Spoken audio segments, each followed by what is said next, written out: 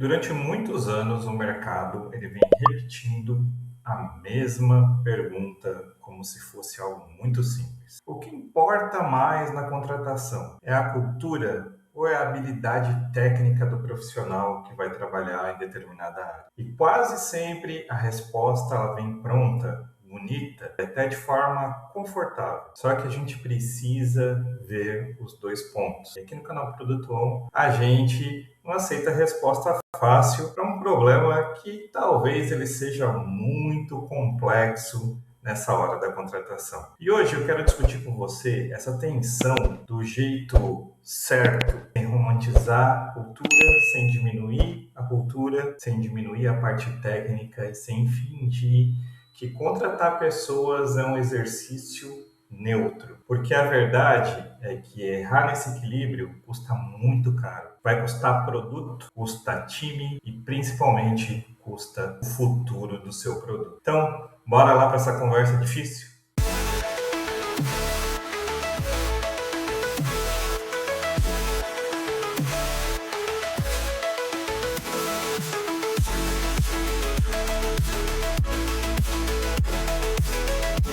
Bom, vamos falar aqui um pouquinho sobre cultura versus habilidade técnica. E essa é uma disputa que ela não é abstrata. É uma decisão prática que acontece toda vez que alguém entra para um time. E diferente de muitos discursos que a gente tem hoje em dia e discursos que até são sugeridos, essa decisão quase nunca ela é equilibrada. Ela costuma pender sempre para um lado. E esse pêndulo muda conforme o momento que a empresa que contratou está vivendo. E é muito simples essa explicação, porque empresas em crescimento acelerado, elas tendem a priorizar habilidades técnicas e profissionais que tenham essas habilidades técnicas. Precisam entregar rápido, precisam escalar sistemas, resolver problemas muito complexos. E aí você precisa de um profissional altamente capacitado e também técnico. E o discurso ele é muito pragmático. Depois a gente ajusta a cultura da empresa. O problema é que a cultura ela não se ajusta depois. Ela se cristaliza nos comportamentos que são tolerados no início. Agora vamos pensar nas empresas que já passaram por inúmeras crises internas ou conflitos de times. Elas geralmente elas costumam a inverter essa lógica. Elas passam a priorizar a cultura acima de tudo. Por quê? Elas começam a procurar no mercado pessoas que estão alinhadas com o propósito delas, que são colaborativas aos profissionais que estão lá e principalmente os profissionais estão entrando com uma boa comunicação, com um bom entendimento de processos, mas frequentemente confundem cultura com conforto. E o conforto demais, ele acaba matando o desempenho dos profissionais, tanto daqueles que estão entrando quanto aqueles que já estão lá fazendo o trabalho deles. E o primeiro erro comum é tratar a cultura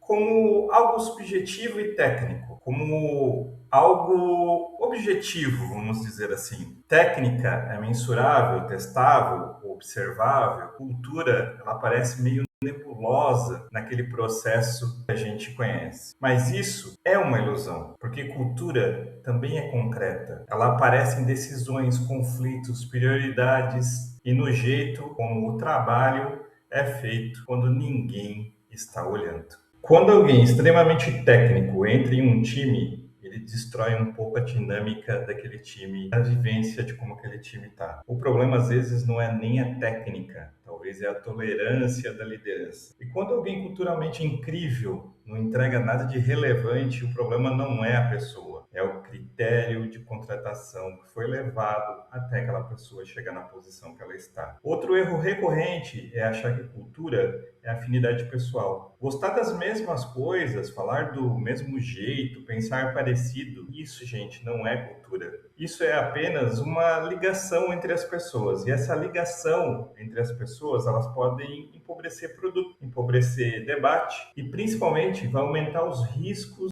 de erros coletivos que você já tem na sua organização.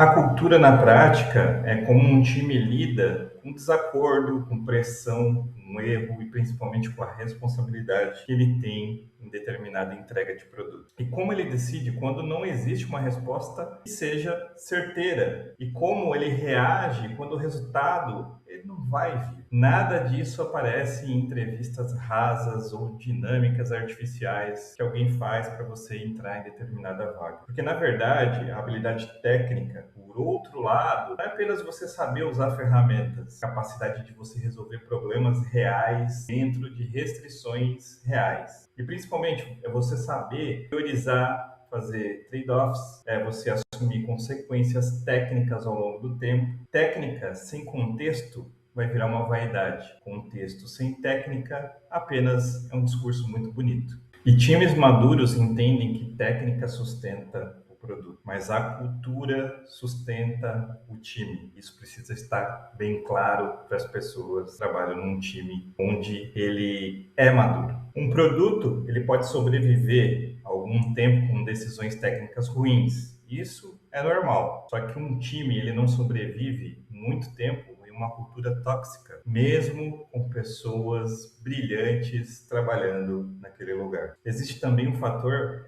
raramente discutido, o estágio da organização. Startups em fase inicial precisam de generalistas fortes tecnicamente, capazes de construir rápido, aprender caminho de forma rápida. Cultura aqui é adaptabilidade. Já empresas em escala precisam de especialistas, de uma cultura que privilegie previsibilidade e principalmente colaboração das pessoas. Você aplicar o mesmo critério de contratação para conceitos diferentes é uma receita para frustração. Outro ponto que talvez seja muito crítico é o papel da liderança. Cultura não é algo que o RH vai definir, é algo que a liderança pratica no seu dia a dia com seus colaboradores. Se líderes recompensam apenas entrega rápida, a cultura ela será de velocidade e qualquer custo que está sendo entregue ali naquele momento. Se eles recompensam apenas em alinhamento e discurso, a cultura é de baixa performance,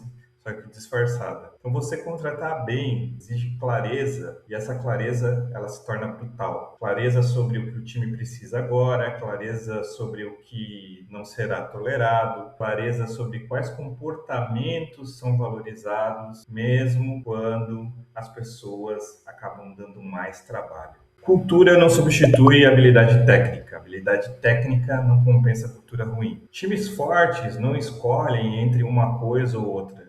Eles escolhem com uma intenção. Se você erra na técnica, o produto paga. Se você erra na cultura, o time paga. E quando o time paga, o produto sempre vem depois. Se esse conteúdo fez sentido para você, compartilha, curte o nosso canal e segue aqui o canal Produto On. Aqui a gente não contrata em discurso, a gente contrata em impacto. E até o próximo vídeo, pessoal.